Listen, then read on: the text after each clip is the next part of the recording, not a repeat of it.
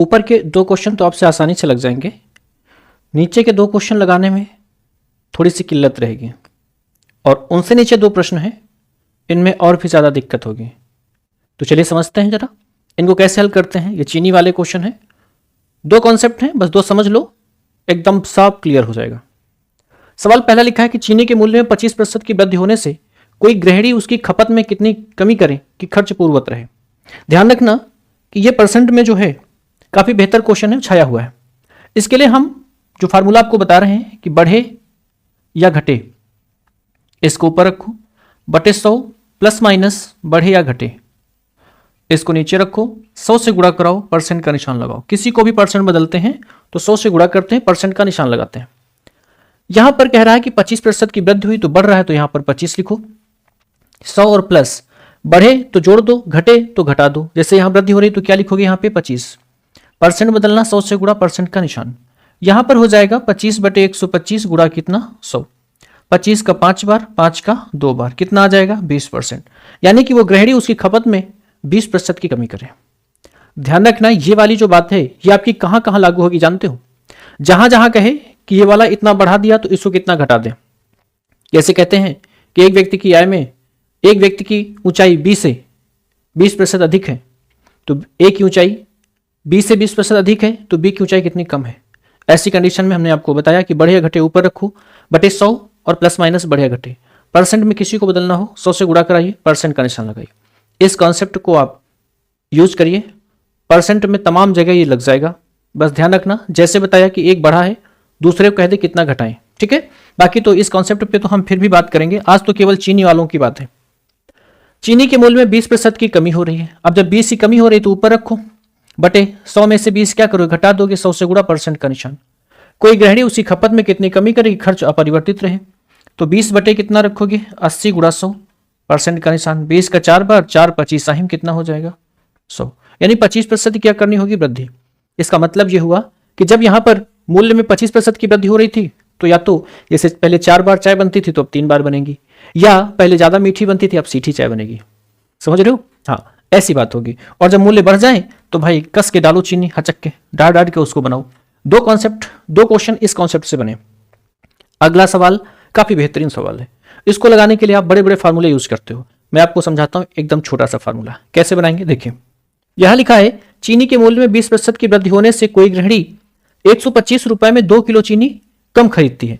भाई सिंपल सी बात है, जब मूल्य में वृद्धि होगी तो खरीदा तो कम ही जाएगा ना, तो चीनी का बढ़ा हुआ मूल्य क्या होगा। ध्यान दो यहाँ पे 20% की वृद्धि हुई तो 20% का मतलब बटे 100 होता है, गुणा करो 125 रुपए में 2 किलो, तो यहां पर क्या करोगे बटे 2 करोगे, बस कितने रुपए में 2 किलो।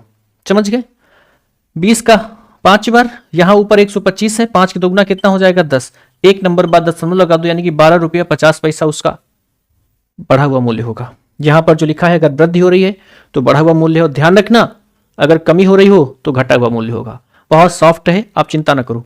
बाकी के क्वेश्चन देखो आराम से बनेगा। अगला सवाल यहां पर हम देखते हैं, कह रहा दाल के मूल्य में 10% की कमी हुई। हम सीधा क्या करें, 10% का मतलब बटे 100, कोई दिक्कत नहीं। 350 रुपए में 7 किलो दाल अधिक खरीद लेता है, तो 350 रुपए है और 7 किलो दाल है, तो 0 से 0 या 0 0 कर गया, 7 पंचे कितना या 35। 350 रुपए में 7 किलो दाल अधिक खरीद लेता, तो घटा हुआ मूल्य क्या होगा, तो घटा हुआ मूल्य आप बता दो कितना हुआ 5 रुपया। कोई दिक्कत तो नहीं हुई। यहां पर क्या बोल रहा है, 10% की कमी होने से 350 रुपए में 7 किलो दाल अधिक खरीदता है। भाई जब मूल्य घटेगा तो सामान ज्यादा खरीदेगा, जब मूल्य बढ़ेगा तो सामान कम खरीदेगा। आप इसको समझ गए, कुछ करना नहीं है, जितना हो परसेंट लिखो, परसेंट का मतलब बटे 100 होता है, गुणा कराओ रुपए से और बटे वस्तु रखो, आराम से बन जाएगा। राइट, अब आगे चलते हैं, अगले सवाल पे बात करें। और यह क्वेश्चन अब यहां से आपके सामने थोड़ी थोड़ी दिक्कत आना शुरू हो जाएगी। चावल के मूल्य में 10% की कमी होने से कोई दुकानदार 450 रुपए में 5 किलो चावल अधिक खरीद लेता है। जब मूल्य में कमी होगी, हमने कहा तो वस्तु ज्यादा खरीदी जाएंगी उतने रुपए में। जैसे यहां 10% की कमी कह रहा है तो 10% का मतलब बटे कितना होगा 100। फिर कह रहा है कि 450 रुपए हैं, तो 450 रुपए में 5 किलो, ये रख लो, 0 से 0 और ये 0 0 कर दिया, कितना आया 9 रुपया। ये बच्चा जो आया है ध्यान रखना, तो ये कैसा आया है, ये घटा हुआ मूल्य है, लेकिन वो कह रहा है कि चावल का प्रारंभिक मूल्य ज्ञात कीजिए। इसका मतलब कि जो 9 रुपए आया है जानते हो, ये 10% घटा हुआ आया है। इससे तात्पर्य हुआ कि 9 रुपए जो है 90% के बराबर, चूंकि 10% घटा हुआ है ना 100, तो बच्चा 1% बराबर 9/90 हो जाएगा। 100% उसकी वैल्यू निकालोगे तो 100 से गुणा कराओगे, 0 से 0 कट गया, 9 से 9 कट गया, कितना आ गया 10 रुपया। ये प्रारंभिक मूल्य। ध्यान रखना, गलती मत करना बच्चा, आपसे प्रारंभिक मूल्य पूछेगा तो ऐसा ही लगाना जैसे मैंने आपको अभी समझाया। ठीक है, अगले क्वेश्चन पर बात कर रहे हैं। एक वस्तु के मूल्य में 20% की वृद्धि हो गई, तो बेटा 20% की वृद्धि हुई, 20/100 लिखो। फिर कह रहा है कि 600 रुपए में 10 वस्तुएं अधिक खरीद लेता है, तो 600 रुपए ऊपर रखो, 10 वस्तुएं नीचे रखो। इनसे ये कट गए, कट जाएंगे, और ये भी कट गया। कितना हो गया जी? 12 हो गया। अब बताओ यहां पर वृद्धि हुई है तो ये 12 रुपया क्या आया बताओ हमें? बढ़ा हुआ मूल्य आया कि नहीं है? बोलो बोलो, हाँ करो। अब कह रहा है कि वस्तु का प्रारंभिक मूल्य क्या होगा। ये जो 12 रुपया आया है, ये 12 रुपया ये 120% के बराबर है। बोलो क्यों? क्योंकि 20% की यहां पर वृद्धि हुई थी ना, इसलिए। तो 1% बराबर क्या होगा? 12/120 हो जाएगा। चूंकि उसका मूल्य 100% होगा तो 100 से गुणा कराओगे, 0 से 0 कट गया, 12 से 12 कट गया, आंसर कितना आ गया? 10 रुपया। पिछले वाले में भी आया था। इसका मतलब ये नहीं कि हर प्रश्न में 10 ही रुपए आंसर आएगा। समझ रहे हैं आप? अब हमने 6 प्रश्न आपको समझा दिए। 7वां प्रश्न है, चीनी के मूल्य में 10% की कमी होने से कोई गृहिणी 1116 रुपए में 6.2 किलोग्राम चीनी अधिक खरीद लेती है। चीनी का प्रारंभिक मूल्य क्या होगा? पहले आप क्या करोगे, यहां पर कमी हुई है तो पहले आप क्या निकालोगे? घटा हुआ मूल्य, और फिर उसके बाद प्रारंभिक मूल्य के लिए 90% बराबर रखिएगा।